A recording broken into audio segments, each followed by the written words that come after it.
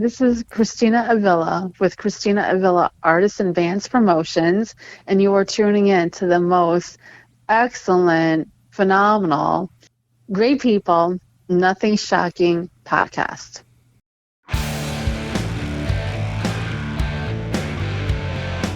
Want to know what's going on in the world of music? Then tune in to the Nothing Shocking Podcast, a non-genre based, all ages friendly rock and roll program. Join us weekly for interviews with all your favorite rock stars from the mainstream to the underground. You can find us at nothingshocking.libsyn.com or anywhere you download podcasts.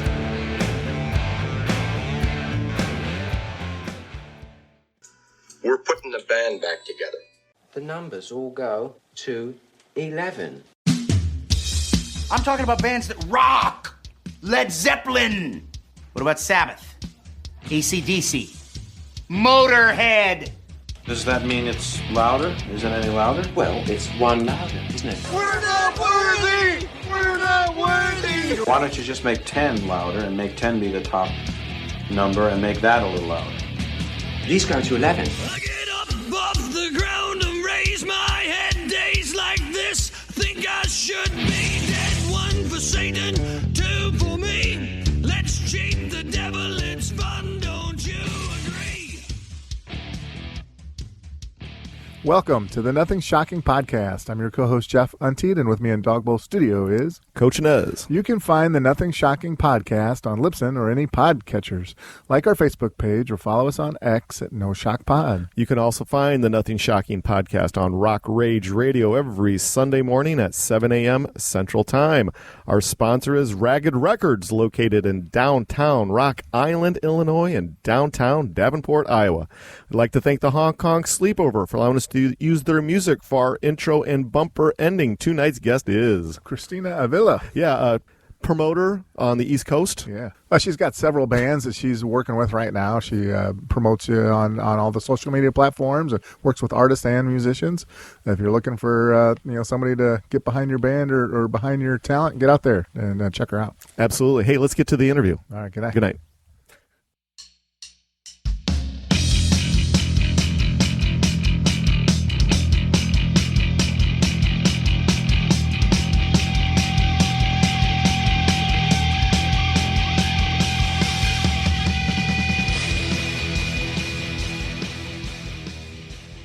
Christina, welcome to the Nothing Shocking Podcast. I'd like to introduce you, my co-host, Jeff Untied. Christina, thanks for joining us tonight.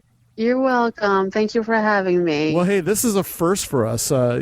We've never interviewed a promoter before, so let's get right into it. Talk to us about your pilgrimage into the world of promoting and publicity. Well, I started, 13 years ago after I lost my dad. Mm-hmm. And I was just doing it for the wrong reasons. I always wanted to get involved in the scene. I had never been to LA, but unfortunately I learned a lot, and I hit a learning curve because I wanted to fit in. Mm-hmm. I thought my name was going to get out there and I was going to be the big person, and I ended up realizing, no, you have to start at the bottom. You have to work with the good people. You have to work with the right people. When your gut tells you something, go for it. Always ask questions, but I didn't want to do that. And luckily, I'm in a better place now. And then during the pandemic, sadly, I lost my mom. Mm. And I took a break, but I knew that they would want me to pursue something. My dad was Cuban. My mom was Middle Eastern American. And then after my dad passed away, I found out his mom was from Spain. Mm. And I grew up with all kinds of music as a kid. I have 3 older sisters. We grew up with the big bands, the doo-wop, Motown, Solid Gold, Soul Train, American Bandstand, Ed Sullivan Show. My 3 sisters were older than me. I grew up with, the Bee Gees, the Beatles, Glenn Miller Band, Frank Sinatra, Perry Como, Linda Ronstadt, and all so much. And since losing both my parents, I just wanted to go a different route. And I took a break. During the pandemic, I took some free classes online, interviewed some musicians, and I'm in a really good place right now. And everything that I do now, I dedicated to my mom and my dad. And my daughter's been an amazing support and help system. My fiance too, and they'll notice when I'm doing something wrong. My daughter will say to me, "Mom, are you sure you want to do that? Are you sure you want to work with that person?" So it's almost like I have two eyes in front of me, two eyes behind me. Or I also feel my parents kind of saying, no, or that doesn't look good, or believe in yourself, don't be something that you're not. And yeah, I'm tickled pink. I'm excited about what I'm doing now. Fantastic. Thank you. You know, are you self-promoting, or do you have an agency, or an agency name that you work with or that you've started? Can you talk a little bit about that, how that works for you? Well, I have a business page. Okay. I do everything myself. I don't have a team. I really don't book shows. I advertise upcoming shows, upcoming events. If a band has a website or if they have a new video they want me to put out there for them. Sometimes a musician will just share like a tidbit of a song, but they'll tell me not to advertise it just yet, just to wait. I have a LinkedIn and an Instagram. The LinkedIn is amazing because half of the time I put posts up there and it'll direct me to a group of like music and business, music and professions. And I find with LinkedIn, even though a lot of people use it for professional reasons, I get good results with that, more so than Facebook. So I'm really enjoying working with LinkedIn. Yeah, we use LinkedIn now for probably about the last half a year or so, and it's really helped us out a lot. You know, I guess the thing when it comes to doing publicity and promotion for yourself here, and for us on the flip side, I guess for people that are trying to get into what you do and what we do, I feel like it's kind of similar. People want to do this and get the biggest names they possibly can right away, and it just doesn't work like that. We've had to work our way up to get to the people like the Desmond Childs of the world or the Alex Skolnicks of the world or what have you. But talk a little bit about taking those baby steps on getting artists to promote and publicize. The first person I can think of with that question, I went to see a guy named Ian Kress, who's wonderful, and he was in New Jersey. He was in a band called Rock Candy. They were a cover band for 28 years, but he stepped down and he's working on another project, but he's been a big supporter. And the first time I went to his holiday show with Ted Poley from Danger Danger, I got to talk to him a little bit. Of course, I get nervous meeting new people, and he told me about this bass player named Rick Fox. Now, Rick Fox is originally from Amityville, New York. He moved to LA in 1982. He is the original bass player for Wasp, but a lot of people don't know that. But previous, he was in a band in New York with Ian called Sin in the 70s, Wasp, and then he joined Steeler, which was with Ronnie Keel and Yngwie Malmsteen. And then he had bands, come and go. And he's just been such a big motivator to me. And I would say he's always said to me, or if he'll notice that I'll post something, Christina, you got to start small. You got to start with the baby steps. You got to do things one thing at a time. My cousin, who is not really a musician right now, him and his wife just had a baby, but he's, another one. Whenever they see me do something, he'll say to me, hey, can I see what you're going to do? No. Don't do it like that. Baby steps. You got to start small. Before you work with the big shots, remember the local bands. Yeah. Remember I don't want to say smaller people, but just remember the people that got you here, got you where you are today. There was a cover band I supported for 14 years named Shiver, and they were the ones that actually gave me the break to start promoting, just by going out there and seeing them. And I started attending their shows when my dad was diagnosed with cancer, And when my dad passed away, they became family to me. But between my cousin and Shiver, and then Rick Fox and some others, they're the ones that really have paved the way to my success. And I'm just very blessed and honored by them all. Very good. Yeah. Well, we talk to artists all the time about, writing a song and it becoming popular, what it means to, to have fans take notice. But from a promoter standpoint, when you're doing these promotions and you're putting a show out there or putting a snippet like you talked about, can you talk a little bit about that self-satisfaction of when you're helping out another band? I'm enjoying it. I'm having so much fun with it. Sometimes the band will reach out to me. Lately, I've been blunt. And I'll ask them, because I was always taught as a kid, and I'll let my musicians know, I'm old-fashioned. My parents taught me about respect, honesty, morals, and communication. But my parents used to always say, if you want something in life, don't wait for it to happen to you. Ask for it. Take a risk. Go for it. If it doesn't happen, it doesn't happen. There was a musician from Las Vegas, and his name is Greg Fox, and he's a composer for a symphonic rock band called Renaissance Rock Orchestra. And right after my mom passed away, I just heard the song from the band, and it's called Song of Hope, and I thought, oh my gosh, I wonder if he has someone helping him. And I reached out to him, and I said, hey, do you have someone working with you? No. I said, well, is it okay, if I work with you? Yeah, but let me see what you can do for me. I said, well, send me your stuff. And we've been working together for almost 5 years. Wow. Nice. There's a Norwegian. Oh, my gosh, overseas. Never thought this would happen. Same thing. He had his music industry is very unique. He has 60 musicians from all over the world that are part of his project. Some in the U.S., some overseas. And again, I reached out to him and I said, do you have someone working with you? No, but I can send you myself. Let's see what you can do for me.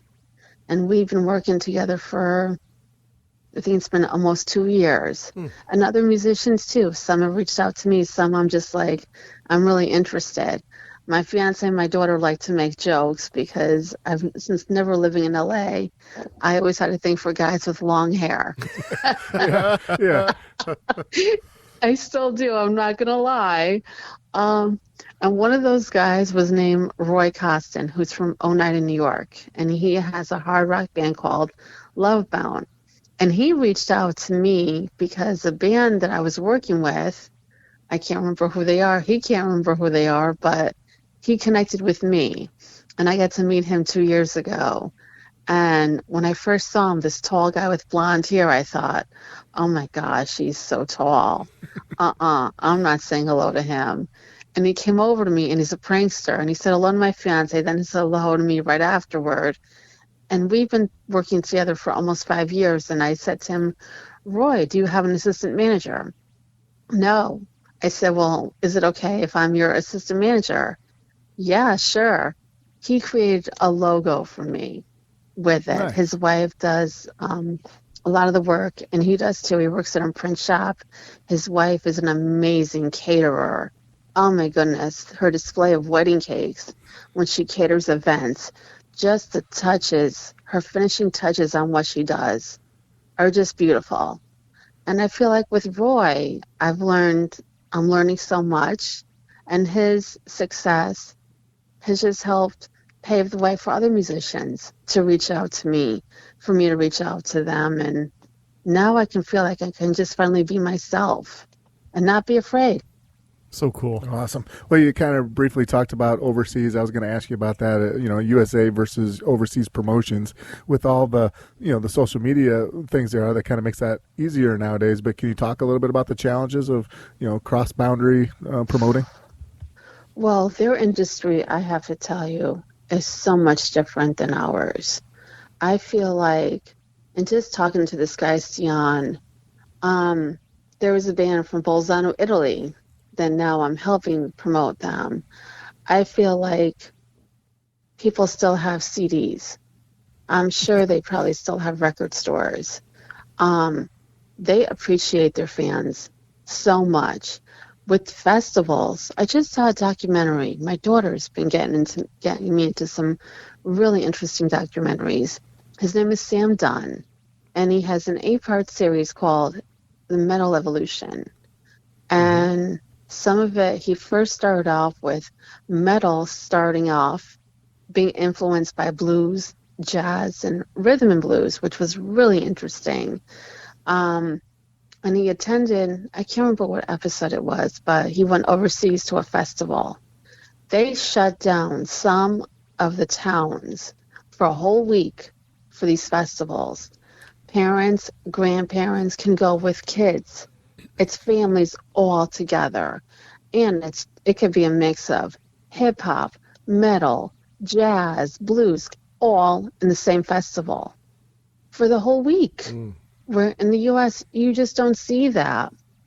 I know it's harder to get into a festival, more so than here, but it just seems like, and I'm not bashing the U.S. because I love this country, it just seems like their industry is a lot, more accessible for people to buy CDs and to, do these family fun-oriented festivals together. Very true. Kind of change gears on you here. I can speak for Jeff and I about the scheduling nightmare that it is to put on a podcast that we do to this magnitude. And it can be very trying to schedule. And then once we schedule these guests, come the day for them to actually do the interview, sometimes it's an even bigger challenge than to schedule them to actually go through with the interviews. But for your end of things in promotion, talk a little bit more about the day-to-day frustrations of working with artists and trying to I guess keep them on that path. Right. Well, I have a regular job. I work with a little girl who's almost 2 years old. I've had 15 years of daycare experience. My girlfriend and I are opening up a daycare in her home, but we had 3 kids, but they all went to preschool. So we have one. We're just, waiting for licensing to go through because we've opened up right after COVID.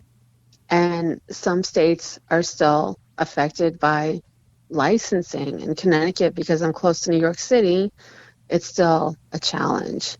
How do I say this without being negative? Just say I it. don't want to just be say negative. It. No, you just have to say it.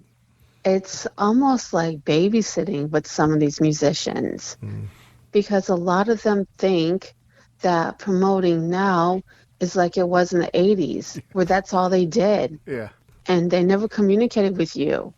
I'm on top of these musicians communicating with me. And I tell them the first thing I expect from you, honesty, respect, communication. Some bands in the past have said to me, well, what kind of clothing do you wear when you go to a local show? I'm a jeans and t-shirt kind of girl.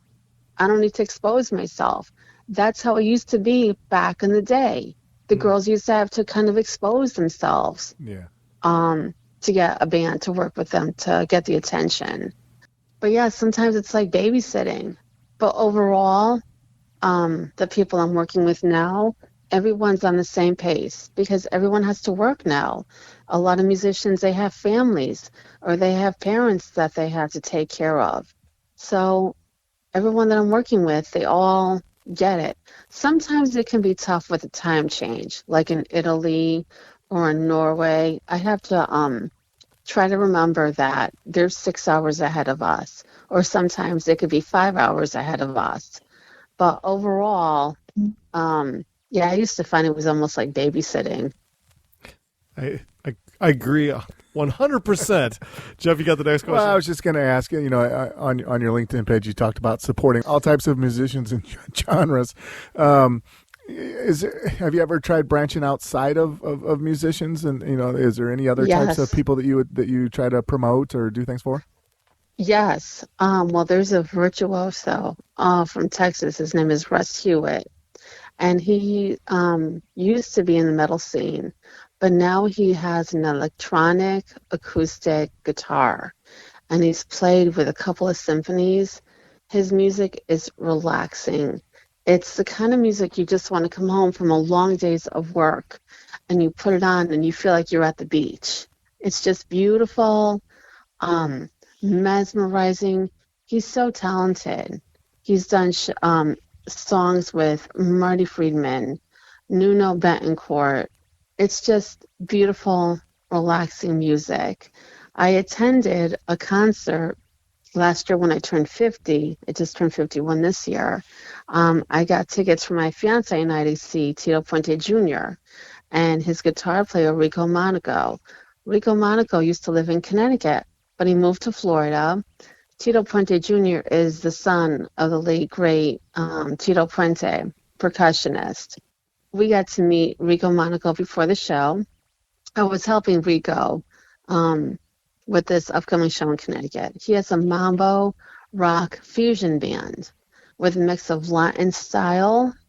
And Tito Puente Jr., of course, is just like his dad. So at the end of the night, I didn't know we were going to be able to meet Tito Puente Jr. We were all talking to him, and I thought, oh my gosh.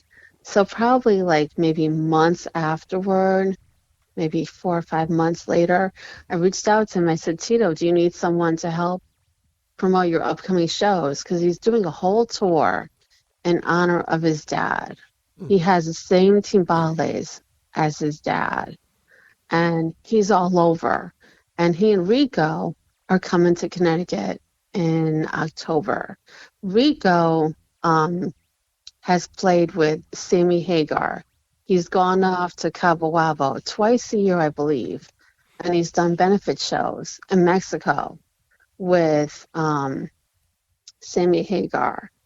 So you talk about someone, two musicians just like Russ that are outside of rock. Their music is just very empowering. Yeah.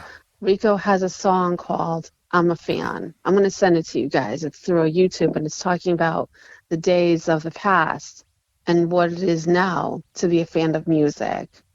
But yeah, so far, those are the three that are outside of the genre, but that I'm excited to work with, and any little thing that I can do to help them with.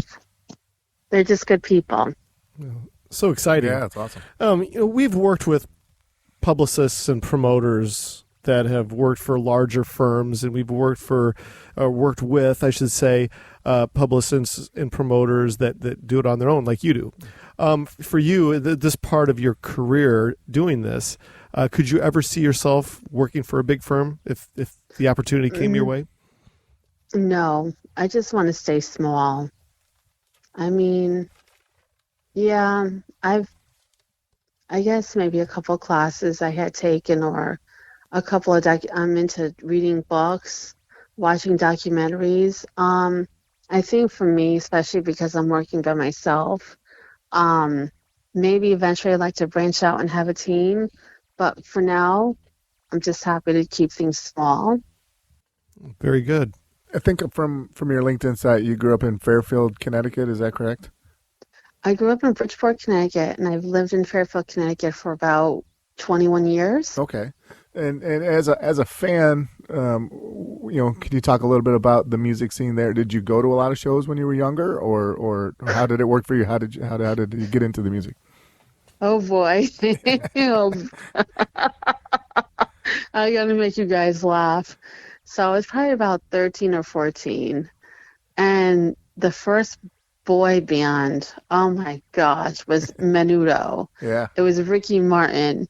So I must have been like 13, 14. And I think they play at the old New Haven Coliseum, which no longer exists.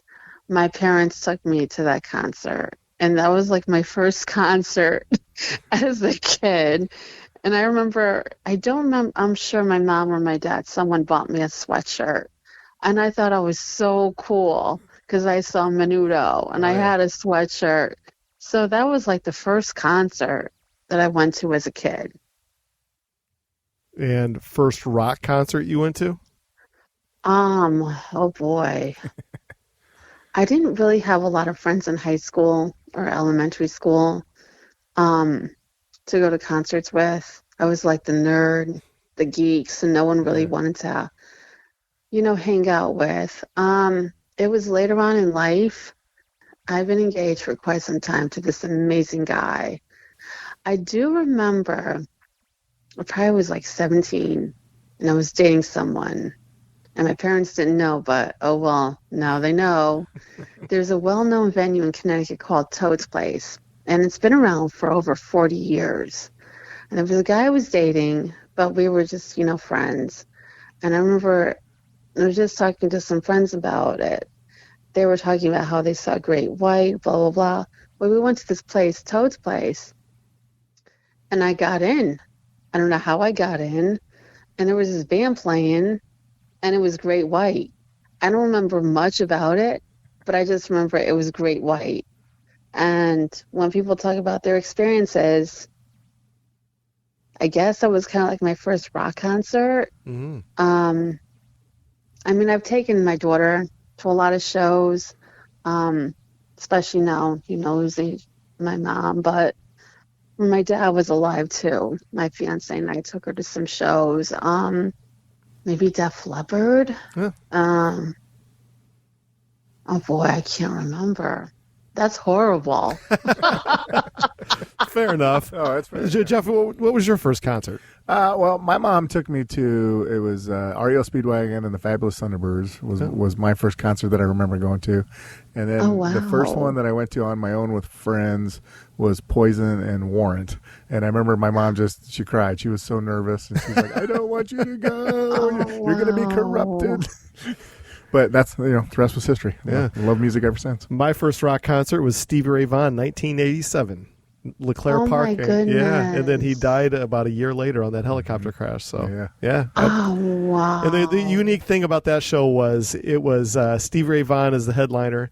It was the Greg Allman Band opening up, and then opening up for the Greg Allman Band was Steppenwolf. So that was my first show. I got pretty lucky. Yeah. Oh, my goodness. Yeah. I was just thinking about it now. But there used to be a place, it's an amusement park called Lake Compounds, and they used to have concerts. And I would probably maybe I was 19, 18. My sister took me to see Gloria Estefan there. So I don't know if you really consider that to be rock, but it's pop rock, right? Yeah. Back in the 80s. Yeah, Absolutely. back in the day, amusement parks used to have concerts, and not so much anymore. No, absolutely not. But and you talked about having a daughter. I know we don't normally talk about family and stuff on here too much, but the kids nowadays, they consume music so much different than we did, or Yes. And I remember trying to take my son to a record store or something, and he didn't want nothing to do with it, and he's like, well, he just doesn't understand why I want to go in there. And now he likes music now. He the local fair comes, and he went every single night last year, and bought tickets again this year to go again. Is your daughter into music as much as you are? Yes, and it's funny because she loves jazz. But Awesome. my dad and my mom, they raised her for me. I was divorced, and we lived with them. And when I went back to work, they raised her with big bands, with jazz, rhythm and blues, and she loves the record stores. We could spend hours and hours. Sadly, record stores are not really existing, and now there was a well-known guitar shop, music shop called Sam Ash. They just shut down 2 weeks ago. Yeah. Mm-hmm. And it's just so sad. We took her to Guitar Center, and I just won tickets last Thursday to see, oh my gosh, if he ever comes to your area, go check him out. His name is Trombone Shorty. Oh, is he from New Orleans with his whole orchestra.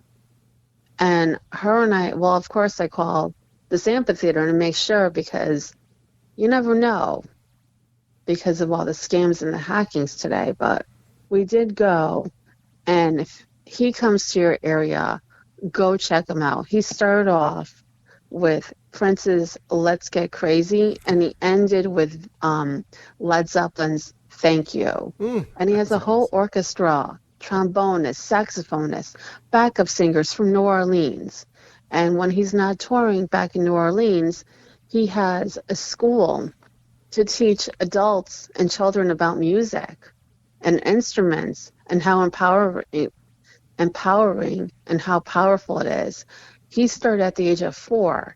He performed with Bo Diddley and Winston Marsalis. Wow. His grandfather had a record label, and his father right after that, and now him so many years later. Oh, so cool. Yeah. Well, let's get back to your agency. You have a roster of talent that you're working with right now. Can you give our listeners an insight to who is on your roster of talent right now? Sure. Oh my gosh, it's so many. I thought after a while I was going to say no more. Of course, Rick Fox, Roy Costin, his band Love Bone, a band from Virginia Beach, Virginia, hard rock band called As the World Burns, the Norwegian frontman Stian Pian Thorensen and his project, Stian Pian, Renaissance Rock Orchestra with Greg Fox. He's the owner, producer, composer of the band, and keyboardist. A band from Bolzano, Italy. They're a metal band, but they've been around for 40 plus years. Their name is Scanners. I just became an artist and personal manager. Never thought in my dreams it would happen. But his name is Nicky Ferrari, and he grew up in Utica, New York, moved to LA, now lives in New Orleans. He was referred to me. He was referred by Rick Fox because Nicky's also a bass player. And he has an upcoming project that he and I are kind of working on what we're going to do and things like that. An awesome keyboardist. His name is Chris McCoy. He has an ELO tribute band called the ELO Tribute Show. Nice. And I'm not an ELO fan, but these guys are amazing. They're just, wow. Russ Hewitt, they're virtuoso from Texas. My gosh, I don't want to leave anyone else out. A Connecticut band. They're a 90s tribute and beyond. Their name is Flannel Cloud Masses. Oh my goodness, if I forget anyone, I'm really sorry. They'll forgive you. Yeah, I just... Oh my gosh. I'm helping promote Tito Puente Jr. I can't say that I'm promoting him because he has his own agency, but I promote his upcoming shows. Same thing with Rico Monaco. He has his own agency, but whenever he has upcoming shows or a new video, he just did a documentary. He was in Italy. Beautiful documentary because that's where his grandparents were from. So I help promote him, whenever he has new music, things like that. I was working with an Argentinian band, and sadly the band broke up. But that was a good way for me to improve my Spanish. It's not a definite, it's a possibility, maybe. There's a really good Skid Row tribute from Milan, Italy. And the lead singer is from Ireland. He was born in Ireland and now lives in Milan, Italy. And they're called Monkey B. And he's got the voice like Sebastian Bach. And the guitar player, Cesar is his name, Grego. He has probably 10, 15 guitars. Beautiful guitars. I mean, any color that you can think of. Just beautiful. Nice. Oh, yes. In London, Ipswich, London, they're a 3-piece hard rock band called Shameful Behavior. They're incredible. They have a version that they do of Thin Lizzy's Jailbreak. Oh, my gosh. It's just, to me, it kind of sounds like Phil Lynne. Very just wow. And yeah, those are the bands I'm working with. And like I said, if I forget anyone, I'm sorry. No, you're a busy lady. I guess when it comes to assembling a roster of talent, give our listeners an insight. Do you go out and recruit this talent, or do they come to you? It's a mix. Sometimes they're referred to me. Sometimes I reach out to them. If there's a song or something that I really enjoy, I'll reach out to them. Yeah, sometimes they reach out to me too. Yeah, very good. What is the best method for somebody that's looking to be promoted and to get a hold of you? Is it through LinkedIn or one of your social media platforms, or how do they get a hold of you? Sometimes through Facebook Messenger, or sometimes my email address, which is ChristinaAvila41@gmail.com. Sometimes it could just be word of mouth. That's someone that they know we'll say, hey, Christina, we heard about this really good band. Would you be interested in working with them? So yeah, those are the three. Oh, very good. Nice. As we are halfway through 2024, believe it or not, I can't believe we're already halfway through 2024. Right. What's in store for you and your agency for the rest of the year, and what do you have in store for us at the beginning of 2025? Because I hopefully will be working with you again as far as getting some talent on here. Yeah. Wow, I never really thought of that. Oh, there's a band from Los Angeles. I just thought of it. I apologize. They're a hard hitter band named Stonebreed. Yeah. And they're just, wow. Oof. Can't explain their music. It's a mix of like metal, bluesy rock. I don't want to say blues. Oh, yes. And there's a blues rock band too from Connecticut. Their name is the Name Droppers. Bobby Torello was a drummer, and he toured with Edgar and Johnny Winter. And his band is amazing too. Getting back to 2024, wow. Well, next month, my fiance and I won tickets to go see Brit Floyd, and I've never seen them, so I'm really excited about that. Maybe traveling, if everything goes well. Maybe attending a festival. Maybe working with a couple more bands.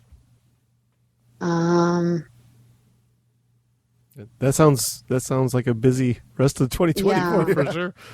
Yeah, maybe 2025 would be the festival. So I'm hoping maybe next year to attend NEOM, because I've never been to NEOM. I know in September of this year and April next year, the Rainbow, they have a backyard bash party. And it's $20 to get in, but it includes a food and drinks, and you get a free t-shirt, and you get to meet all kinds of people, and you get to see all kinds of bands.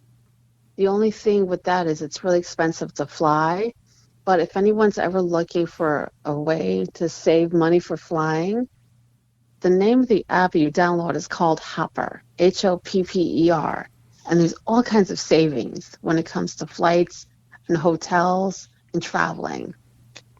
Very good. Yeah. Funny little thing that you brought up, Stonebreed. Yeah. Carlos Cruz is from our area. Oh, wow. Yeah, small world. Yeah. It was part of his childhood. It was from our area, Davenport, Iowa. We're on the Illinois side of the Mississippi River, but he's right across the river from us. And I wasn't on the podcast yet, but I remember Eric had Carlos on, and I became a fan of Stonebreed at that point as a listener. So yeah, anybody that hasn't check them out, they're really good. Yes, I'm just thinking about it now too. There's another musician. What's wrong with me? He is a guitar player. He grew up in Brooklyn, New York. He's a New York native, but now lives in Orange County, California. His name is Carlos Arroyo, and he has a ultimate tribute to Jimi Hendrix called Stone Free. And he's, my gosh, he's played at the Whiskey years and years and years. He was good friends with Bill Gazaris from Gazaris.